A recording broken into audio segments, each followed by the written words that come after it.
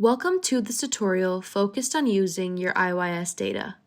If you have received your own IYS report or have looked at the sample report on the IYS website, you know that it contains a large amount of information in both tables and charts.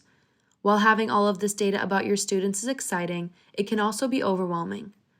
This tutorial will familiarize you with the structure and content of your report, review what's new in 2020, and highlight key points to keep in mind as you review your data. The 2020 IYS report consists of 3 sections. An introduction, which includes general information you should know before looking at your results. A data tables section, which includes your students' responses to each survey question reported by grade level, otherwise known as frequency tables. And a summary chart section, which presents selected health and social indicators in bar chart format. We'll use the sample school report available on the IYS website as a reference during this tutorial, but the structure and content of all IYS reports is the same, whether they are school reports, district reports, county reports, or community reports. The only difference is in the group of student surveys that are included. Changes are made to the IYS each administration year in an effort to keep pace with current issues while maintaining survey length and grade level appropriateness. You can find a comprehensive summary document on the IYS website in the Survey Content section, About Survey tab. There is also a color-coded questions by topic document in both English and Spanish available on that page. A majority of the changed questions in the 2020 IYS involved separating the phrasing of tobacco versus e-cigarettes and vaping, reflecting the increase in e-cigarette and vaping use. Changed questions also reflect changes in marijuana use trends. In addition, 2 questions about neighborhood and school safety were combined into a single question. In 2020, new questions target the increase in vaping, trends in the use of marijuana and medical marijuana, and opioid use. 4 new questions address gambling, and 3 address recovery from substance use. A combined question about screen time replaces separate questions about TV and computer use. The response option, split time between parents, was also added to the who do you live with most of the time question. A small number of questions were removed. Many of these were response options in questions with multiple response choices. Your IYS report begins with an introduction, which is your home base for all the information in your report. The introduction contains a table that shows the percent of students in each grade level who took the survey. It also contains a brief overview of the tables and charts found in your report and highlights important points such as how missing data are noted. The report introduction is a great reference point for general information about your report. Let's look at the survey participation table, which will help you determine how confident you can be in your results. The table shows the number of students in your school who took the survey, as well as the percent, based on the enrollment numbers entered for your school at registration. The higher the percent of enrolled students reported, the more confident you can be that the data in the report are representative of your student population. If your participation rates are less than 50%, you will want to investigate a little further. Perhaps the enrollment figures are not accurate. If this is the case, recalculate the percentage using the correct figures. You can also check the demographic profile of the students who took the survey, which you can find in the first tables of your report. If the demographics of your surveyed students are similar to those of your total student body, you can feel more confident in the data. It is also important to determine if there was a unique situation that caused fewer students to survey than expected. For example, if a specific group of students did not survey, such as honor students or student athletes, your results could be impacted. Now that you are ready to start reviewing your results, let's touch on missing data. If you expect to see data presented for a specific survey question and can't find it in the report, there are several potential reasons. The question might not have been asked at the grade level. Either the grade level does not appear in the table, or you may see NA, not applicable, noted in the table. If you see NR, not reported, noted in the table, it means that too many students skipped over the question, making the results too biased to report.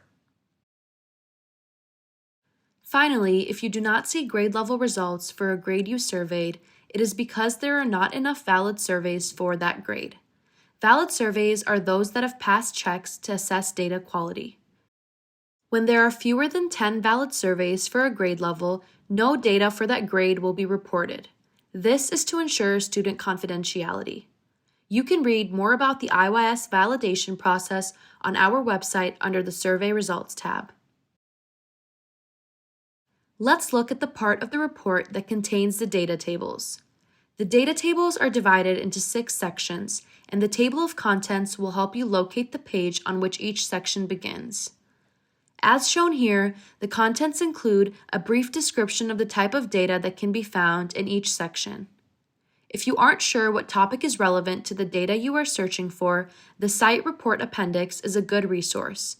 It is a separate document that can be found on the IYS website Survey Results tab. The Site Report Appendix provides the full text of all questions and response options on the IYS. The 8th grade and high school columns indicate which questions are asked on each form. The last column provides the report section in which each question can be found. Keep a copy of the appendix handy when you go through your report. Most tables in the IYS report display the percent of students who selected each of the possible responses to a question. Depending on the question, response options can be displayed in columns with rows totaled. Response options can also be displayed in rows with columns totaled. Table percentages are rounded. Because of this, 0% can mean that no one responded or that fewer than 1/2 of 1% responded. Section 2 begins with a summary table of use patterns by substance broken out by grade level. This 3-part table is noteworthy because use rates have been cleaned to remove inconsistencies in reporting. For example, it excludes data from participants who report use in the past 30 days but not in the past year. Because of this, the values in this table might be slightly different from the values reported in substance-specific frequency tables presented later in the report. The number of respondents is reported in some tables, and when it is because responses are based on a subset of all respondents. Be cautious when you see a small number, because the results may not be generalizable. In the IYS report, N is reported in tables when a question is one that is likely to be skipped, when the response options are check all that apply, or when the results report a subgroup of the population. These include the substance use rate tables mentioned on the previous screen, as well as the marijuana, tobacco, alcohol, e-cigarette, and prescription drug supply source tables. In the table shown here, the responses for tobacco sources include only tobacco users, which are a small portion of the students who responded.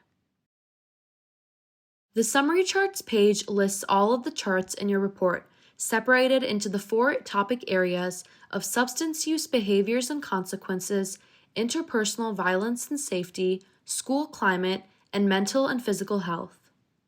The specific features of each chart are listed under each chart title. In this example, the charts contain grade-level data in separate charts and show your students in 2020 compared to state data in 2018. The summary charts page lists all of the charts in your report, separated into the 4 topic areas of substance use behaviors and consequences, interpersonal violence and safety, school climate, and mental and physical health. The specific features of each chart are listed under each chart title. In this example, the charts contain grade level data in separate charts and show your students in 2020 compared to state data in 2018. Most charts display percent of respondents as seen in this example. The vertical axis includes a range from 0% to 100%. Charts do not show the number of respondents. You can often determine the number of students represented by referring to the corresponding data table in the Tables section of your report. For some charts, such as reported among users, displaying mental health issues, or BMI, you should refer to the corresponding tables to find out the number of respondents because the percentages may be based on a small subset of students. Some charts may include notes that refer you to other sections or explain something specific about the chart. For example, charts reported among users include a footnote indicating that the chart will not display results when n is less than 10.